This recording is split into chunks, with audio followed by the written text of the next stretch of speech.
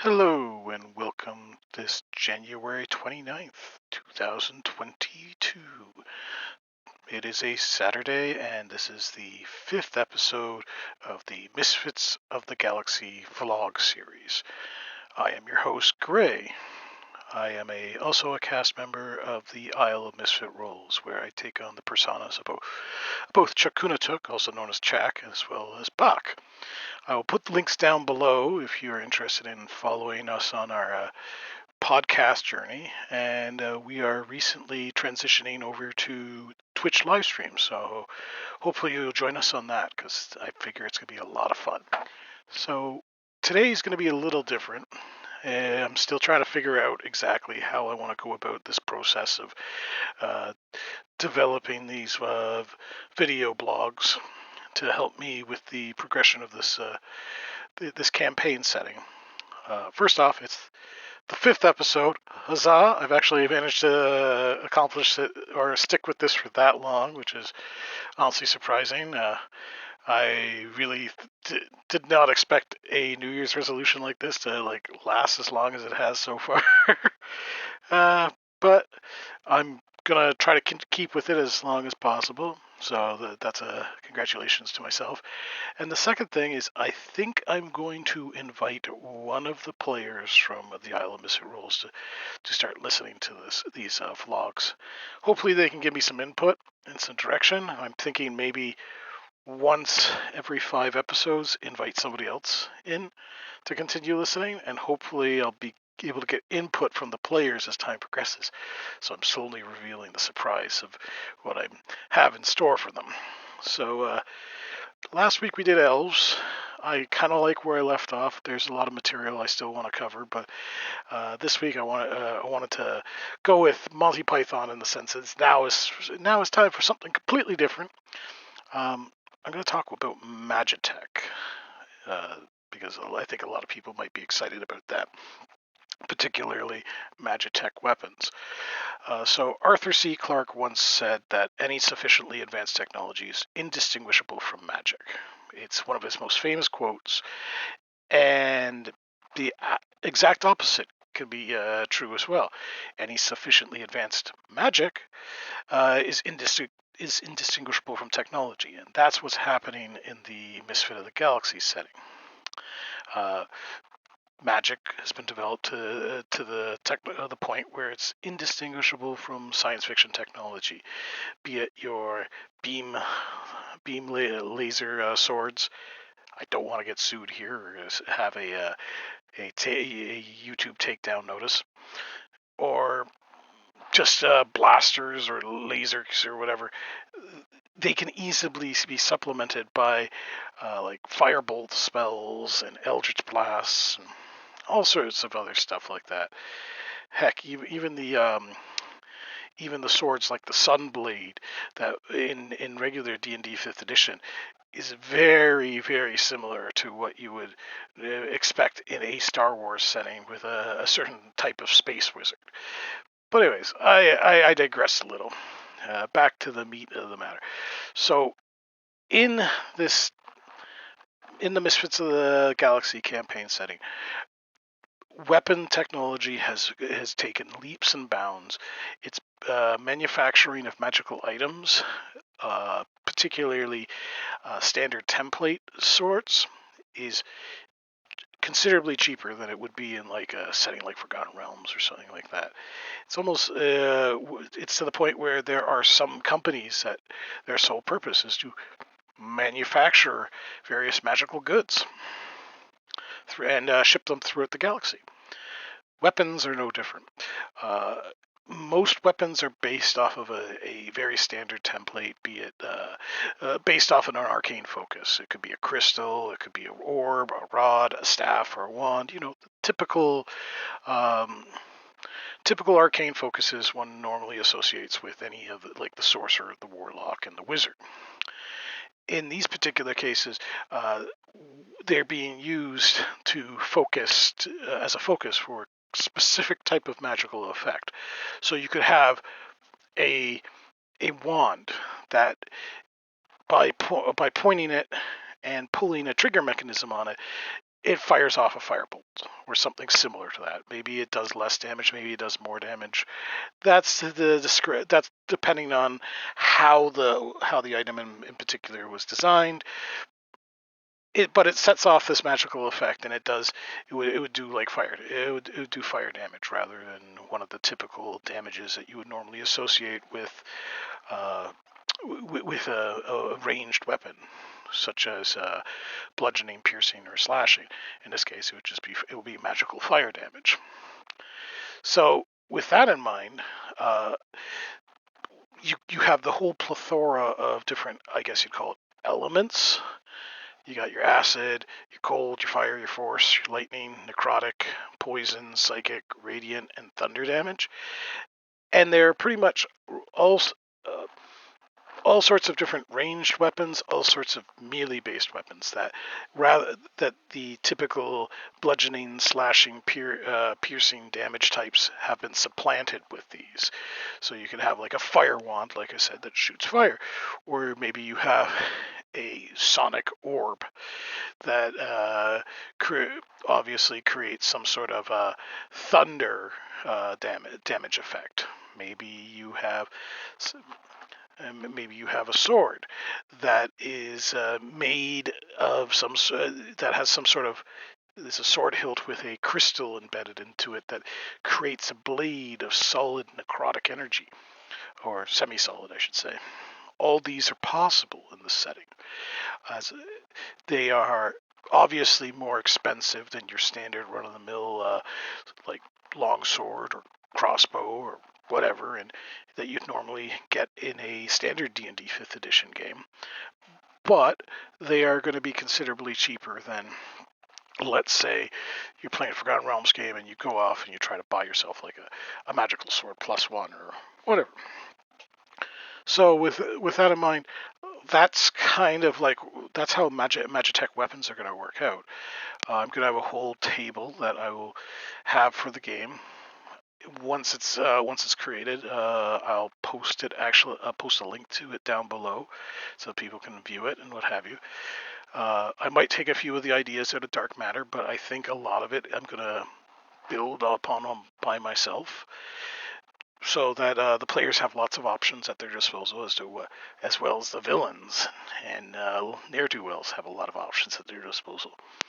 But a few questions come up that I'm going to try to answer to my best of my ability that I thought off the top of my head when trying to come up with how Magitek Weapons were going to work and what have you.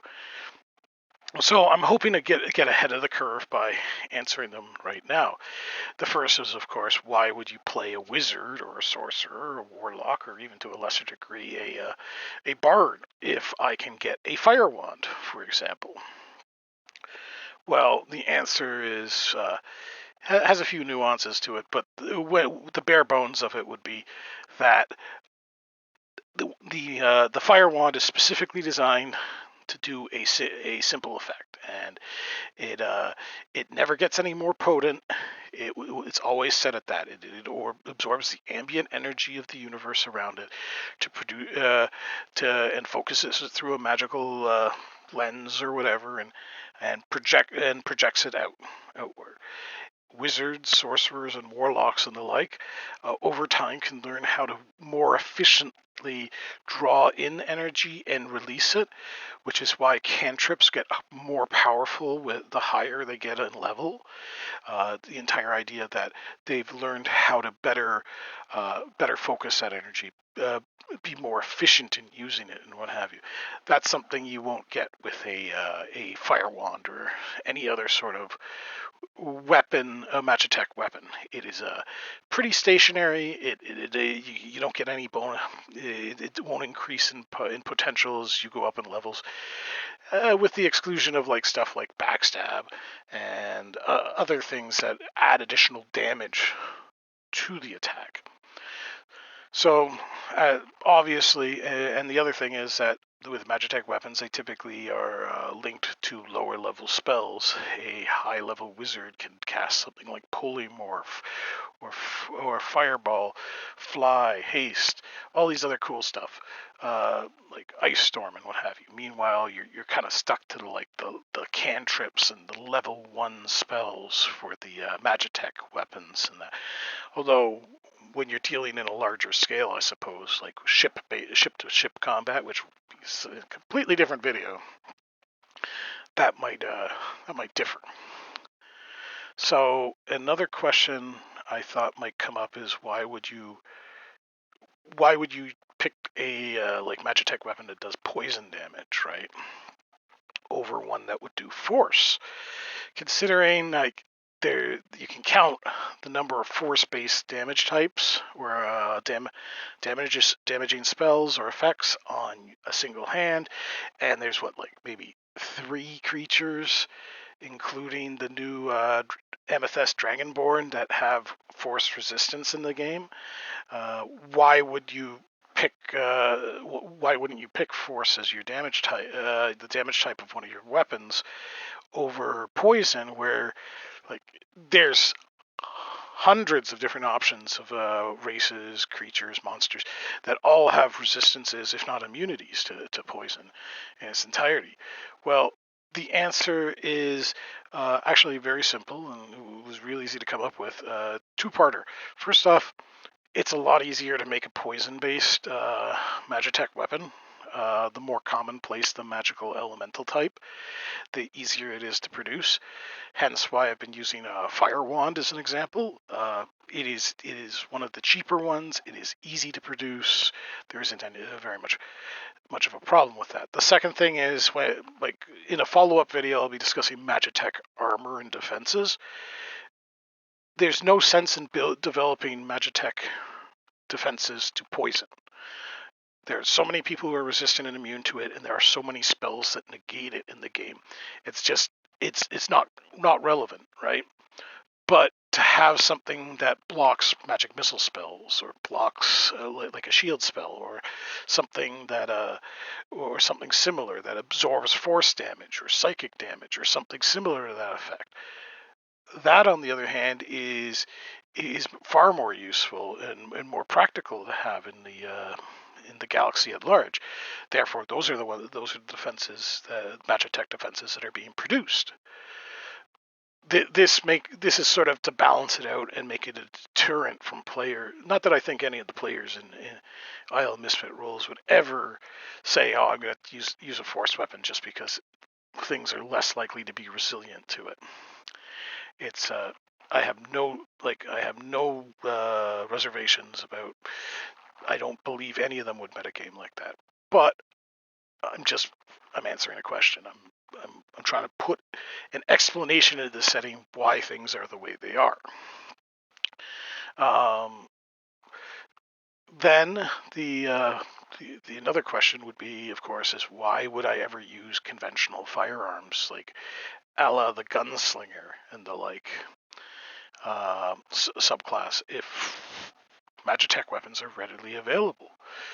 Well, first off, Magitek weapons, I've decided up front you're going to be able to use them as a gunslinger.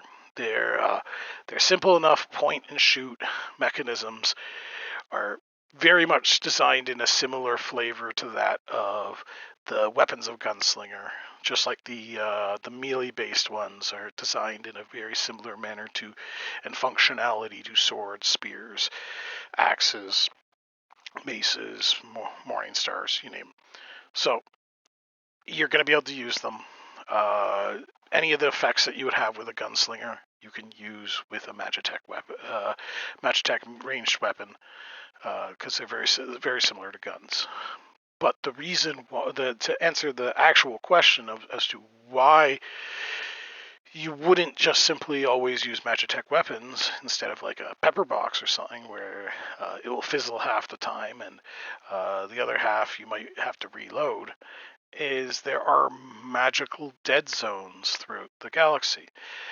Most of them have been mapped out when it comes to the space lanes and what have you. It's like we know what sections of space for the most part are magically dead, but on worlds specifically, there are areas that are magically dead, like any place with an anti-magic field, for example, or zone. The Magitek Weapons simply won't work there. In a follow-up video, in a video later on, I'll be discussing gnomes and how the gnomish homeworld is in a magically dead zone. Hence, why they developed technology over magic. But that's for a later video, and that's a bit of a spoiler. So it's good to have a healthy mix of both, because most magical dead zones are created through acts of massive magical destruction, like wars and what have you, on a galactic scale. Just the sheer amount of damage that's being inflicted on using arcane magic and what have you just creates this tear in reality where magic just doesn't work there anymore. And so trying to fire a Magitek weapon in there is you pull the trigger and nothing happens, sort of deal. Hence why a gunslinger, or anyone else for that matter, would be wise to have a healthy complement of both Magitek weapons as well as commonplace ones, to say the very least. And in order to make commonplace weapons a little bit more, I guess you'd say it, a little bit more lucrative or enticing to still use in the game, Magitek weapons in particular, you don't add a stat to the damage. So if, for example, a fire wand does 2d4 fire damage, you don't get to add your dexterity bonus. You don't get to add your charisma or whatever other bonus you have to the damage as per normal weapons. If you have a class ability, however, that allows you to add a ability bonus to it, or tribute bonus, you can still add it. But the core mechanic when it comes to equipment, where it's like, I have, like, for example, I have a crossbow. I fire my crossbow. I get my dexterity bonus to hit, and I get my dexterity bonus to damage. A fire wand, on the other hand, I get my dexterity bonus to hit. That's it, sort of deal. As I said before, anything that adds to the damage beyond that, be it sneak attack with backstab, or critical hit, or any of the other plethora of different options there are out there to increase the damage of an attack or damage output, those are still fully incorporated into the use of Magitek weapons. This is another one of those episodes. It's a little bit technical for some people, I suppose, but I thought it was worthwhile. I do apologize if this isn't your cup of tea.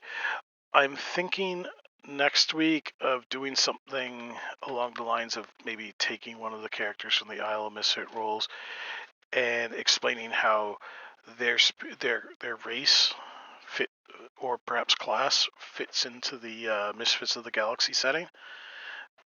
That way we can have a lot of cool, like, comparisons and all that. And who knows, maybe the stories of Invertess have somehow impacted the way the universe at large has developed over time.